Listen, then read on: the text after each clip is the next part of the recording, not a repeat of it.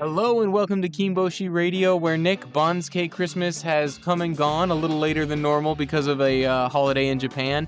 But that means it is time for a March Basho preview. How are you feeling? I'm feeling great because I swear I read it wasn't supposed to come out until the 28th, so cutting an extra couple days early was fantastic. It's like when you work all week and then it's you just tell yourself it's Wednesday and someone tells you, oh no, it's Thursday. You get that little extra. Like, oh, it's a fun bonus. Yeah, it's good. And speaking of fun bonuses, I mean, we've already covered this, but new Yokozuna at the very top. I mean, let's just get into it, right? We'll just do a sprint down the Banzuke from top to bottom, starting in the Sanyaku, where it is now Hoshoryu. The reign of Takerufuji is over. The reign of Hoshoryu has begun. How do you feel about the new Yokozuna here, considering, and again, I don't intend to poo-poo him, that's not what I'm trying to say here, but I'm very curious to see how he does now with the belt on. Because this man has his best record of his entire career was 13-2 back in November. So we've never seen a Zensho Yusho. We've actually never seen a 14-1. He's actually won both of his Yushos 12-3. Again, the playoff victories, but talking about regular season wins kind of thing. How are you feeling about Hoshoryu, and how likely are we to see him burst out of the gates and give the dominant performance that we both, and I think all sumo fans, know he can deliver? I honestly don't know when these so I didn't watch sumo the last time when Takerufuji took over, so I don't really know what it looks like for a Yokozuna takeover. I know when people initially get promoted to Ozeki with all the tour and everything, they don't have a chance to really rest and practice. So I'm hoping he blows up, but honestly, one of the nicest things is I'm excited to see a Yokozuna who's actually going to be here every time. Yeah.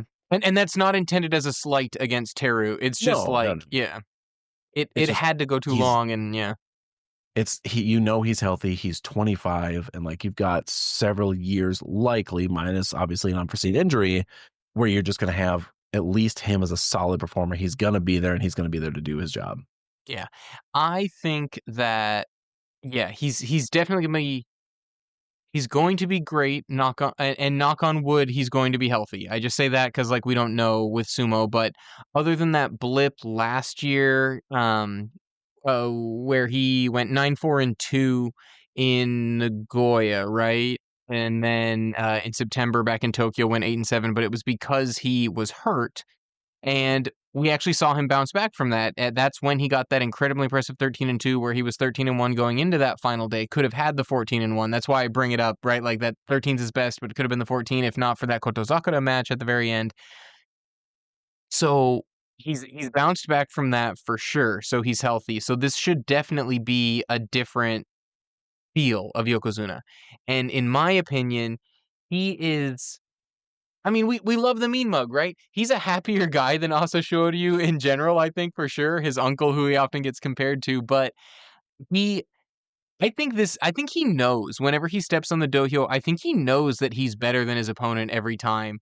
And so it's just a matter of him always delivering on that. He's always a little surprised and definitely chagrined at any loss. And I think that's because he knows he's better than them. That's why I think Hoshoryu deserves Yokozuna. I think he, in any given match, is better than any other wrestler. And yes, I am including the other Ozekis in that. But it's a question of if he can lock it in. So I would be really curious and really excited and really happy to see if the JSA almost if hanging Yokozuna on him was that last straw to get him to a place mentally and emotionally where he's no more dropped matches, no more slips. Let's just do this. Who knows, but that's kind of what I'm thinking. Yeah, and I'm also excited because I really think this turns up to 11. The pressure on Onosato and Kotozakura, they have to perform. You both had your shot, you both missed it. He didn't. And let's talk about that then, right? So Onosato, I mean, he had a good basho last time. That's no problem. He obviously had a winning record and an impressive one at that. I mean, he was 10-5. He got double digits. That's generally the minimum I want to see from an Ozeki, but I think historically the vibe is that an Ozeki should never get less than 11 wins. The reasoning for that is because, remember, it takes 33 wins to get to Ozeki. So kind of that idea of yeah, this is what an Ozeki should be able to do, is consistently this. But I don't consider him falling short, especially when his losses were to the guy on fire, Kinbozan. Obviously, he lost to Hoshoryu, who eventually won it. Oho, who really stepped up, and we'll talk about him. Abi, you know, it's fine. Kotozakura was clearly not healthy. Not something was not all there. So as long as he's back, Kotozakura is Kadoban, right? Like, how do you feel about that? So I guess I'll say that about these two Ozeki, because you're right. Hoshoryu stepped up and made the move. Kotozakura very much was in the driver's seat for Yokozuna himself through not necessarily any fault of his own. Didn't seem healthy. That did not happen, but he's Kadoban now. A losing record, and he loses the rank. You think he's losing it? Oh god, I really don't think he'll let it happen, and I really don't want it to because he earned it. So Yeah. like he did work so hard to get there, and I 100% want him to keep it, but it's like I don't know the extent of the injury, but I do think that he's somebody who will absolutely risk a lifelong debilitating injury before he tap out of that rank. I laugh, not because I mean, you're right. Yeah, like, and so many guys in sumo do that. We see them come back, and mess themselves up on injuries to make sure those things don't happen. I'm totally with you. I think that both of these guys are definitely still challengers for the U show here. We'll save our picks until the very end, as always, but I think both of them should be contenders with Hoshoryu, and I think just like we've been saying for half a year now, like we are so top heavy in this division that we should see some real fireworks. Because even looking here, like Daisho is on yet another Ozeki run. I don't know if he'll get it. I desperately hope he does, but he was stellar in the last Basho to open the year. And, he traditionally actually is in January. I believe January is a few years ago is when he actually won his U show as well. Oho got locked out for sort of off the dohyo reasons from Komusubi last Basho, and then totally showed up. Really, like in that final day playoff, forced his way back into it after like leading early and then falling out, forced his way back into the picture. Like couldn't be more impressed with Oho on my side. But so the JSA rewards him. He skips Komusubi entirely and makes it all the way up to Sekiwake. And then at Komusubi, Abi with a 7-8 record is able to stay there because we've got a Yokozuna retiring. We lose a Sanya, whatever. It's fine. We know Abi, we always say this. Abi is Sekiwake grade. So him fighting at Komusubi, I'm never mad at that. I'm like, yeah, that's fine. And Kirishima starting the slow return. He's up at Komusubi as well. Those other guys, how are you feeling about the Daisho, Oho, Abi, Kirishima pack? I'm really excited. Like I want Kirishima to turn it around. I'm hoping this is it. Mm. And I was just like, it's so exciting, which is funny to see him even back at Komusubi to be like, oh, hell yeah, like this is what I want. But I'm glad that Oho, like you said, after he kind of got stuck out last time Mhm. to not let that go to like, he pushed through, he got it. And then they're like, all right, here you go. Here's Sekawake. Yeah. And and And I love seeing that. me too, because I think he deserves it. I think he deserved Komusubi the time before that when he had the 9-6 record. Um, it's fine. Like it's not necessarily like saying he's got a jetpack or anything, I guess is what I'm trying to say. Like basically fighting where he was fighting up in the Joidan, it's not like he fought anyone different than he would have fought if he was a Komusubi. So whatever. And I just think he deserves it. I'm excited to see this and see if he can keep banging bodies, keep stringing these tournaments together up at the top where he's impressing, because we've seen other guys get up into that Joidan and either tread water or bounce back out. I'm talking about you, Gonoyama. I'm talking about you, Atami Fuji, right? Like these kind of struggles there. So impressive for me to see that. I also agree. I hope that we start to see a real return from Kirishima, and we'll hold off on Abi just because your love of Abi is not in question. Don't worry, Nick. We all know, No, he's clearly the best. obviously. But speaking of Joidan, right? Some new old faces down there. We're gonna go ahead and stretch this a little bit. Joy is definitely Maegashira 1 through 3, usually also Maegashira 4, but I'm gonna stretch it to Maegashira 5 just for the sake of our conversation because it's not true. But yeah, whatever. So Wakataka Kage and Wakamoto Haru, both the Arashio boys, the Waka brothers, are out of Sanyaku, but right in the hunt there at Maegashira 1. What do you think happened last Basho, and do you see that being a hangover to this Basho? Why or why not? A little bit, and I know I'm probably one of the only people who thinks like, but for some reason, I just don't. Wakataka Kage kind of barely hung on really in the upper ranks the last time. I think it's really tough. He's definitely better than every single person below him, Mhm. but it's really hard to get up there and stay up there at this point. Like it's a totally different game than when he was up there the last time, and that it's gonna be a learning curve. Fair. Yeah, no, I mean, I totally hear you because from what we knew of Waka before, that was the thing. Like, I would have same way we always are like, Abi, easy Sekiwake grade. Um, Mhm. yeah. So it's not that I'm saying Wakatakakage is not good, but this time I had drunk the Kool-Aid. After his tournaments back into Makuuchi, 11, 12, 10 wins, I was so impressed and so excited for him at Komusubi, especially considering that his last double-digit tournament, the 10 wins, came at M2. So, like, the thing is, you can be ranked Sekiwake, you can be ranked Maegashira 3, it doesn't matter. Those guys fight all the same people because when you're at the top, you fight the top. Um, so it's kind of like a disservice. Like that's why we see guys like Takanosho come up here and then tumble right back down and stuff like that. Is this question of like, well, Takanosho can always beat all the top guys. That's not a problem. It's can he do it consistently? So when I say always, I mean like on any given day, he could always beat them. But Wakataka Kage had really impressed me. So I really thought he was gonna stick there and become much more like a Daisho, like an Abi type, like heavily overqualified at Sekiwake. Can they break through and make it to Ozeki? Not that they would be the kind of Ozeki like if Wakataka Kage makes it to Ozeki, or if Abi or Daisho were to make it to Ozeki, I would not feel the way about them that I feel about Onosato or that I feel about Kotozakura at Ozeki, right? Where I'm like, well, now we start talking about the next step. I'd be like, holy smokes, they did it. They got to the top of the mountain. This is awesome. Let's see how long they can keep this ride going. But that was a very long-winded way to say I might be slightly higher on perhaps both the Waka brothers, but maybe just Wakataka Kage than you. Not saying that you're down on him, just that like man, I know the Sanyaku is tough, but I just feel like he can beat them all. Maegashira 2, getting 10 wins at Maegashira 2 is no different than getting 10 wins at Sekiwake, in my opinion. That's fair. And for some reason, for me, I'm flipped. Like I'm a little higher on Wakamoto Haru than Oh, Wakataka okay. Kage. Yeah, tell me why?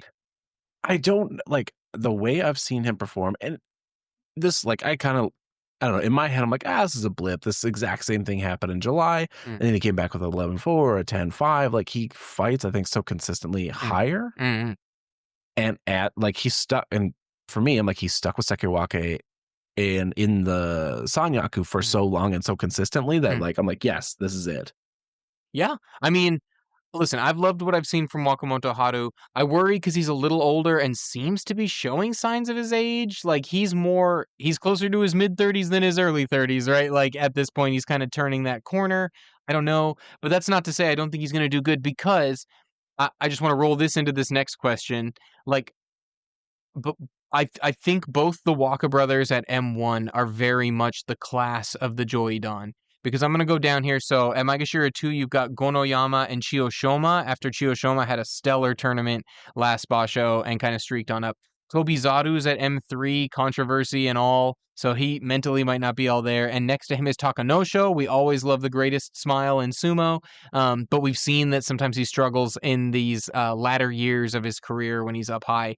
Takayasu, the immortal Big Papa, he's at Maegashira 4, but like, I don't know. I'm a huge Takayasu supporter, but this run feels different than it would have a year ago or the year before that, etc., etc. And next to him is Ichi Yamamoto. Sunday morning sumo show fans will know that is JJ's boy. He of the long arms, Baby Abi as we call him.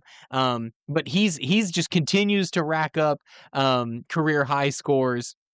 And then, like I said, I'm stretching a little bit, but at Maegashira 5, you've got Ura, the hometown boy, Osaka, in the Stormy Basho, maybe some chaos there, and Kinbozan, who had this absolutely, like, fairy tale run last Basho that ended on the final day. So, as I make that run through, in my opinion, the Waka brothers are the class of that, but if you were gonna pick someone to have an Oho-like run out of here from last Basho, right? So, Oho last time in the Joidan, and then making that run, ended up challenging in a playoff on the final day, falling short, but whatever.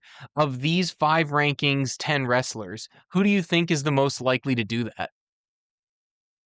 Uh, Truthfully, initially I wanted to say Tobizar. He's a real slippery guy at these ranks. Is he a I'm troublesome still customer?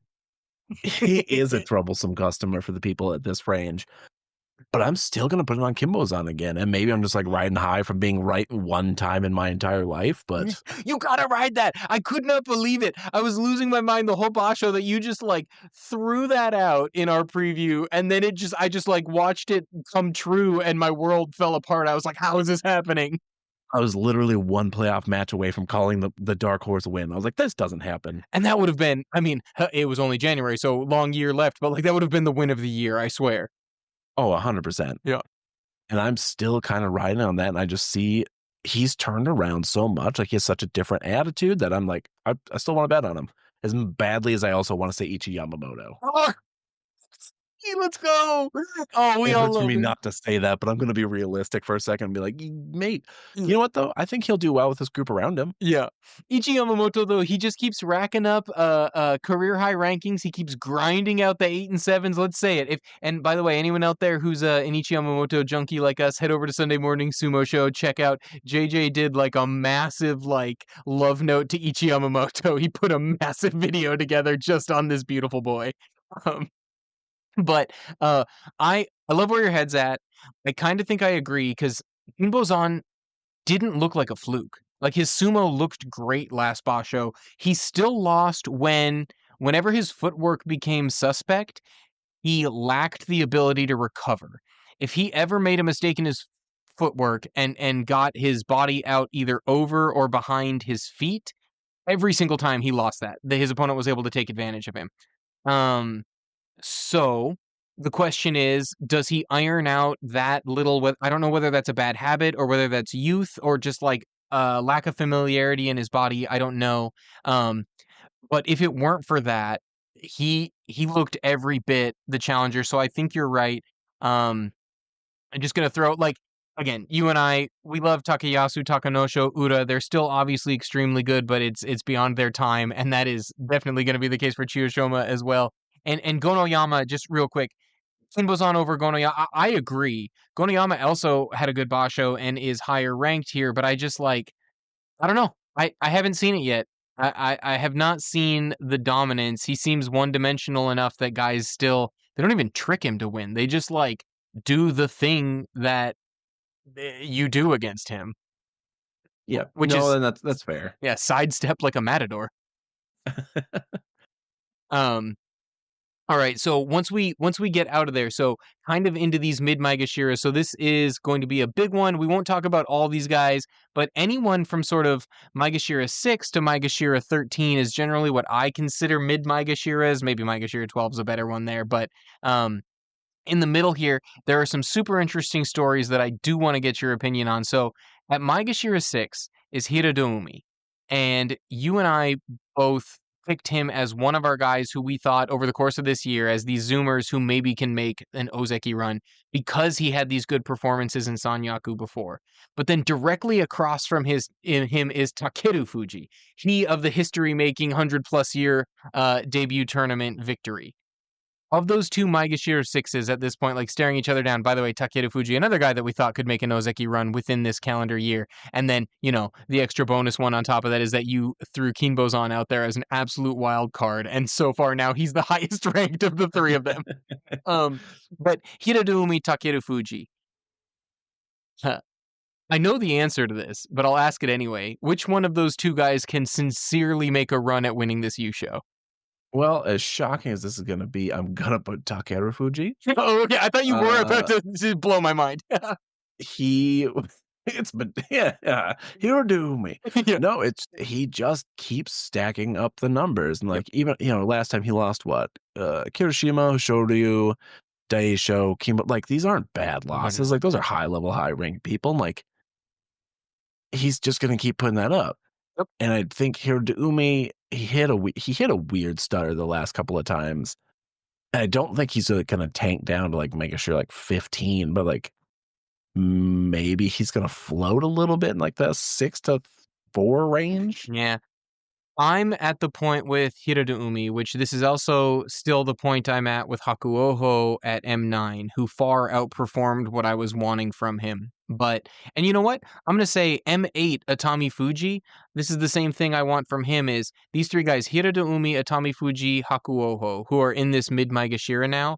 What I want is a string of, at a minimum, I want a string of winning records of Kachikoshis, but I want a string of like nine and sixes. Take a couple bashos, prove that you are the guy we think you are. Because definitely a Tommy Fuji down here needs a get healthy tournament, and I think he could get it. Finally getting a break and not fighting Joidon and Sanyaku constantly. But Hiradumi, I think, is far enough down that he will get just enough sort of like breaks, right? Because at the end of the day, like sometimes when you get up in the Sanyaku, you're fighting kaiju. These guys are enormous, and he's a little guy by sumo standards. So maybe it was just wearing and tearing on his body. Maybe this will give him a little break, let him polish up some techniques. Maybe he's still going to be fighting guys like Shodai down here, which is really impressive. And all these guys we just knew. He's still going to be fighting the monster Nishikigi. And Shonano Umi is right across from Nishikigi too. So some big bodies for him to maybe get healthy at, depending on how he's doing. But from those three guys, that's kind of what I'm looking for. What do you think? So, but I'm with you. Takerufuji is the one, even of those four exciting guys here. The only one I pick who has a shot of winning this Yusho is Takerufuji. No, 100%. Actually, that's kind of interesting. You said that when they're fighting, you have to be truly exceptional, I think, to stay at the Sanyaku level Mm-hmm. and to be even like remotely like human. I think Mhm. it'll just beat you down. Yeah. And you do maybe need to come back up and down. And that's where most of these people are doing. Right. But I do have a higher expectation. I think at Takerufuji, where I Mm. would expect at least 10 each Yeah. tournament. Basically, in my opinion, Takerufuji is not a Maegashira 6. Takerufuji is a Sekiwake in all but name. We're just waiting. Mhm. We're just waiting for him to be Sekiwake. And like, it's just because of that injury after his first lot. And, so things kind of got screwy with his career trajectory, and that's fine. But, he's not a Maegashira 6. Whereas these No. other guys, I'm waiting to see, especially Hakuoho after the injury and recovery, the surgery. I'm just like, waiting to see who he is. I don't know. Yeah, and I think he'll show. Yeah. How about just one more? I know Oshoma is here too, and lots of guys are high on Oshoma. I'm not as high as them, but that's okay. It doesn't mean he's not good. But Onokatsu at Maegashira 12.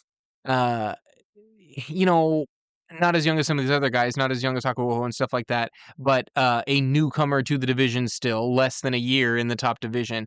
How do you feel about Onokatsu? I don't know that I have a good enough read on him yet. Like he's doing okay. Mhm. Like not necessarily bad. What 7.8, 9.6, 7.8. It's like not bad, just kind of fine. Yeah. I mean, the 9 and 6 for Maegashira 15 was great, but then like you said, Maegashira 12 last time and actually 7 and 8, so he's holding serve, but it's just kind of that thing of like, okay, you're still leveling up. I'm not saying you're not going to be good, but we still appear to be in the leveling up phase of the career. Yeah, where it feels like, okay, maybe this is kind of your range, is that 12 to 15. Yeah. How about let's slide on down now. So this is where you and I really shine. The bottom of the Banzuke is always our favorite. But Maegashira 13 to this time 18 because we got a little extra slot added in. So oh man, at 13, I have to bring it up. Our beloved Nishiki Fuji at 13. How are we feeling? I feel fantastic. This is it. I've been saying it for 2 years, but this is it. This is finally the time he's going to turn it all around and shoot right back up. We're going straight to the top, baby. Straight to the top. Oh yeah. And, Go on. and then with Shishi, I don't know. Oh He come did on. Come on. Yeah, give it to me. terrible the But last time, but huh? I think he's going to do maybe okay. I don't know. I'm super excited for Shishi, and so let's do it now. There are other stories here that we both really like. Asakoryu, the muscle man, has bounced back up, so we do need to touch on him a little bit. Obviously, you and I are Nishiki Fuji guys, but this is the Basho of Ukraine. Shishi makes his return, and Aonishiki makes his debut. I won't belabor that a ton. Go back and watch the last video. It's just a quick 5-minute video if you want to hear some of my thoughts on Aonishiki. But the two Ukrainians are here, and I kind of feel like so when Shishi got promoted, he had never fought in the same division as Aonishiki. Like he got promoted into Makuuchi just when Aonishiki came to Juryo, and then he got demoted, and Aonishiki came up. So now that was their first time. I just knowing what I know about myself as a human and the psychology that drives me, I feel like having the other Ukrainian breathing down his neck was such a motivating factor for Shishi, and he showed up and balled out in the last Basho, and I know it's Juryo, so it's not a one-to-one comparison, but 13-2 and winning that Juryo division championship, and defeating Aonishiki. And his losses were not bad. He lost to Ryuden, so a big old boy with a boatload of experience, and Nabatame, who's another guy that if it weren't for knee injuries, lots of people had high hopes for. Lots of people still have high hopes for. I love Nabatame, just that, another guy that we might have been robbed of his true peak, but whatever. So long story short, he took two very good L's that I think are Makuuchi level L's and obliterated a whole bunch of other people, including Aonishiki, who I personally could not be higher on.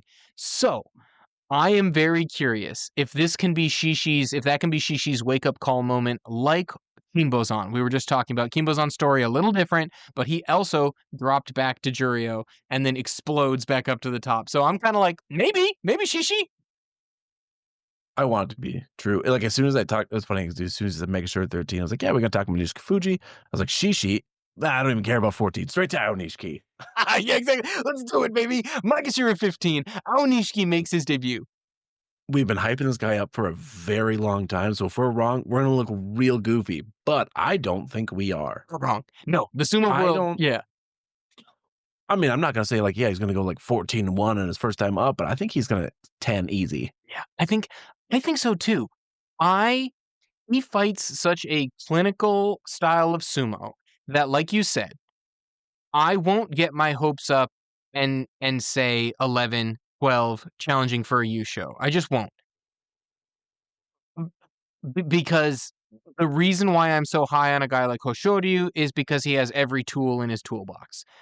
And Aonishiki, I think, can have every tool in his toolbox. He is a kid who came to sumo from judo, but as far as I know, he switched to sumo when he was like 7 or 8. So it's been a while since maybe he's still practicing judo, like on the side, I don't know. But like that's where I would expect those other tools in the toolbox to come from.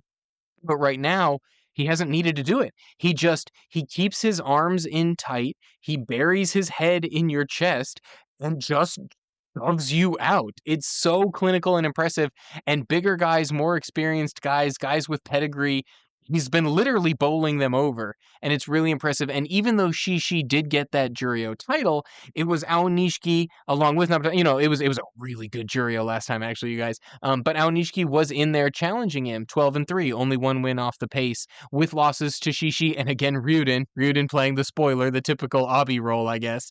The only difference for Aonishiki is that day 2 shocking loss to Tomokaze, which whatever, we don't need to talk about. Other than that, he also looked incredibly impressive. So I don't know, man. I agree with you. The truth is coming with Aonishiki. Oh man. Oh, I hope he And it'll can. be interesting too to see. Usually when these guys come in and they fight, just slight, like you say, super clinical. They don't have a lot of these guys don't have a good read on him yet, and that can get you at least a couple tournaments of ease of like Yep. solid 10, 11 wins because Yep. nobody knows how to fight you yet. Yes. I think we were just talking earlier about Takerufuji, rightly so. And Takerufuji is spectacular, and he's been racking up double-digit win tournaments like nobody's business, so that's not a problem. But like the difference between his January and November and getting 10 wins versus his actual Yusho winning tournament, to me, I think, like you said, like you're saying, is that surprise factor. Not that they had a ton of tape on him, but just that guys now know he's a factor. They know to look out for him. They know to train and try to look out for what he's trying to do. And so that's the one thing with Aonishiki too that could be an ace up his sleeve.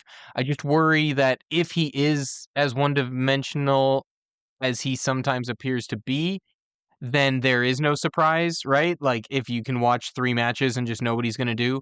But I'm willing to be proved wrong about that. I don't think that's necessarily the case. I just think at some point, if you don't need to do anything besides that to win, then why would you? Especially when we had our friend Phil on way back talking about lower body injuries in sumo. And there's this idea like sumo coaches will tell you, like, no, straightforward, be a pusher thruster. That's the most likely way to stay healthy. Once you start carrying all that weight and putting torque on it, doing the throws, things like that, they're like, that's when you're going to tear ligaments. So maybe Aonishiki has a ton of tools in the toolbox that I'm not aware of, and he just hasn't been showing his cards because he doesn't have to. Well, and exactly, like, so look at Abi. He's up at, like, Komusubi Sekawake all the time. He has basically one thing. Everybody knows it's coming. Yep. It's still really hard to stop when you're that good at it. Yeah. He has one thing and two very junior backup plans. And Ichi Yep. Yamamoto is now Maegashira 4 with also one thing and only one very junior backup plan that isn't as good as either of Bobby's backup plans. And it's like when you truly specialize to that level, Yeah. like you said, maybe you don't need anything else. And I think he could be that. I hope so. So that's huh, with how good the Sanyaku is and how many exciting stories there are in the middle of the Basho, or of the Banzuke. Fuji, Hako Takerufuji, Kinbozan, can he do it again? This debut of Oho and Sekiwagi, there's so many good stories, and yet a Maegashira 15 making his debut is so far and away the story of this Basho before Basho starts for me. Oh, I'm the same. That's where I'm looking right now. Yeah.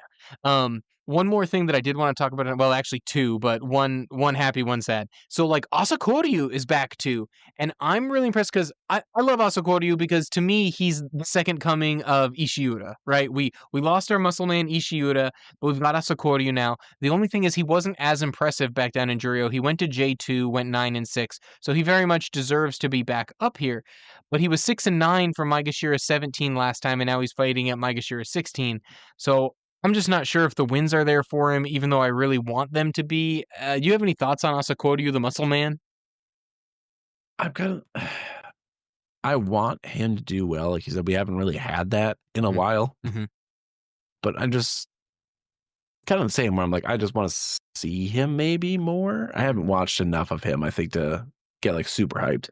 Yeah, I mean, you've got one Makuuchi Basho to look at. For me, it's more, and he even kind of struggled to get out of Makushita, and that's like not his fault. It's his size, man. Like he's really small. The reason he needs to be so stacked and jacked like Ishiura is because the dude's 178 centimeters. By sumo standards, he's tiny. Um, Like Midori Fuji. Actually, yeah. he's taller than Midori Fuji. Well, fair enough. Yeah, we did not talk about Midori Fuji even, so I don't know what that says about Asakoryu.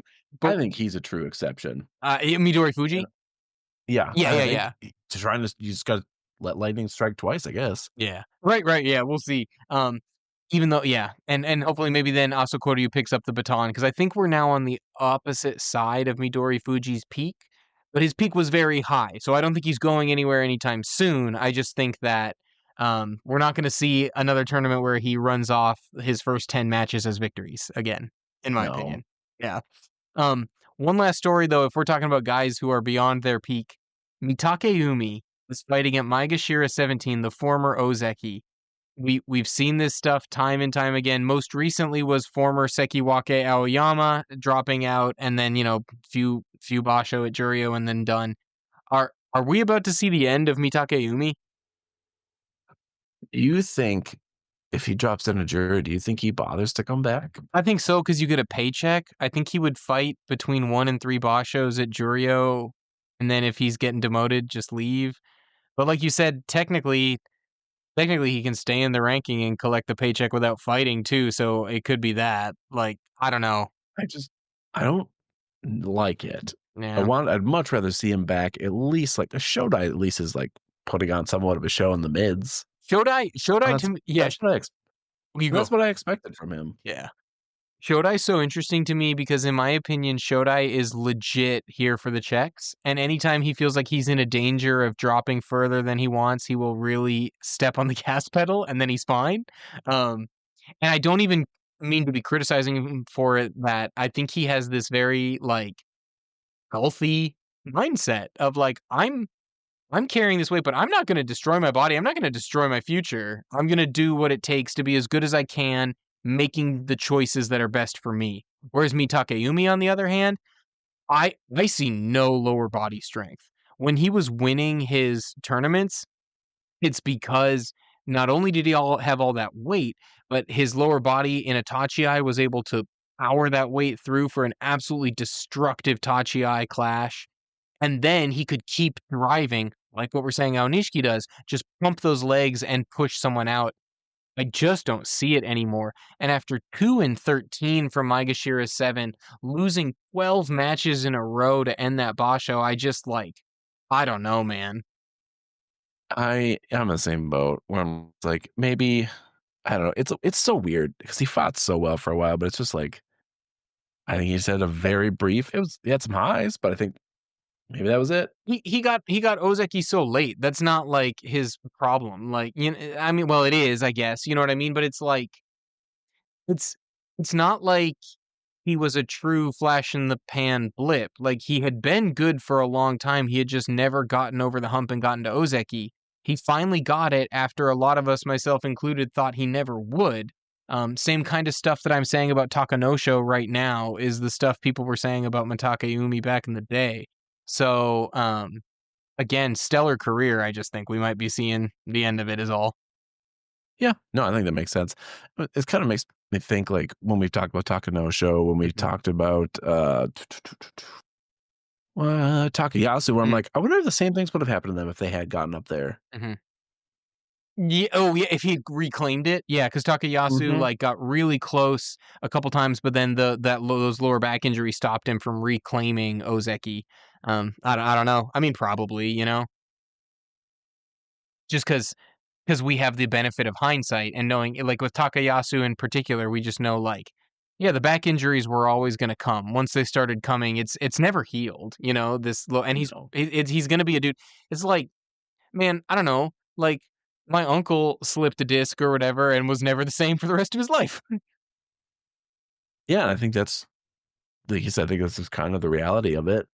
Yep. And especially because like he doesn't have the even at Ozeki, you have what, one extra basho Mhm, if you want to risk it to mhm. get it healed. I'm like, that's not enough. Yeah, I mean, yeah, we just watched the demise of Takakeisho, um, and then that's why I think it's so interesting to look at someone like Shodai, who I really think we talk all the time about how we want attitudes and mentalities in sumo to change. I actually kinda think that I'm looking forward to Shodai becoming an Oyakata. I don't know if he'll be able to get Elder Stock, I don't know if that's gonna happen, but if that's the mentality he has, I think maybe a lot of wrestlers would benefit a lot, and sumo would benefit by having that mentality. Well, and he's interesting too because I know he talked about just like he just didn't like he not only the healthy whatever, but he also just didn't like the pressure of being up there. Maybe so. Yeah, yeah. And so he was like, well, Did he it's just not. It just got in Yeah, his head and he didn't like it. And I was like, that's such an interesting take because he's so good. yeah. Did I didn't But even it's I like, didn't even read that. Did he give an interview and say that? That's fascinating. oh, I have to look at. Okay. I don't think I'm making it up. I swear he was No, like no, no. he didn't like it. It seems too specific for you to have made it up. I'm sure you read it somewhere. I hadn't read that story. And I'm like, maybe there's nothing wrong with that. Me too. Again, we're now looking at potentially in July, Hakuho getting his stable back, Miyagino, which is going to be good for all those boys and good for the Isegahama boys.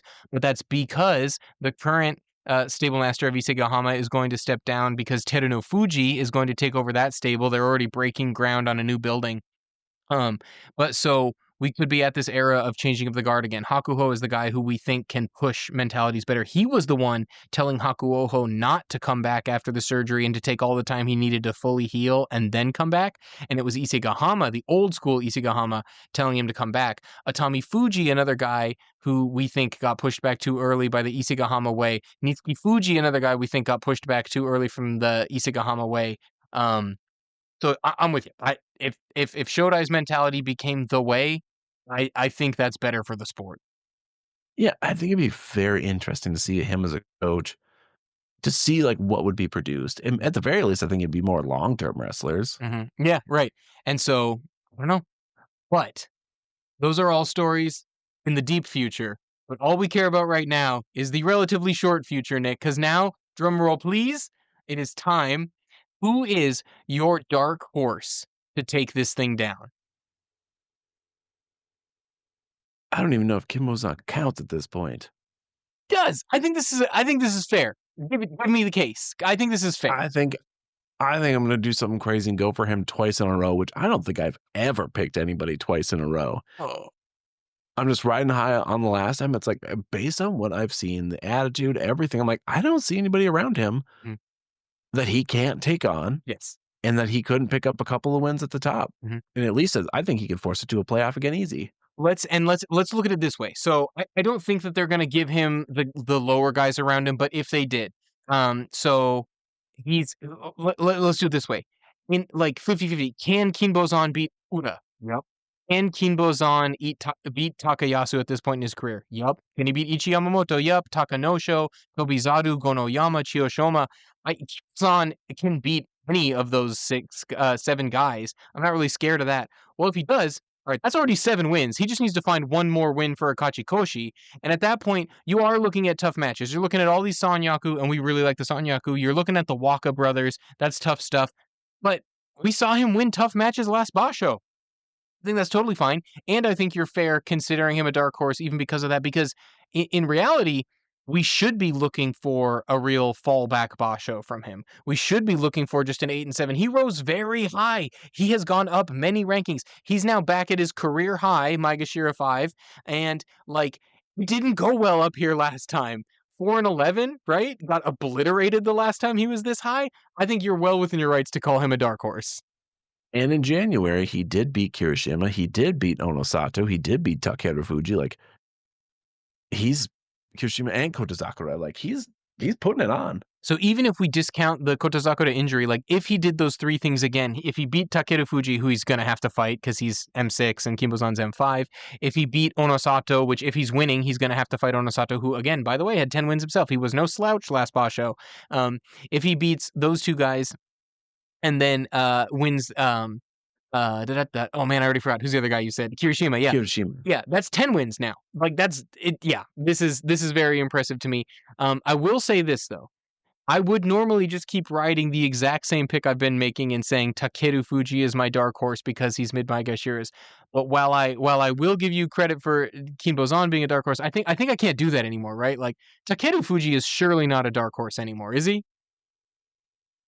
I don't know. I think he's a bit of an exception in this range where, like, it wouldn't actually be all that surprising maybe if he won. Yeah, I'm not doing it. Seems like a coward's pick, and I'm no coward. So my friend, I'm picking a Tommy Fuji at Maegashira 8. Ooh.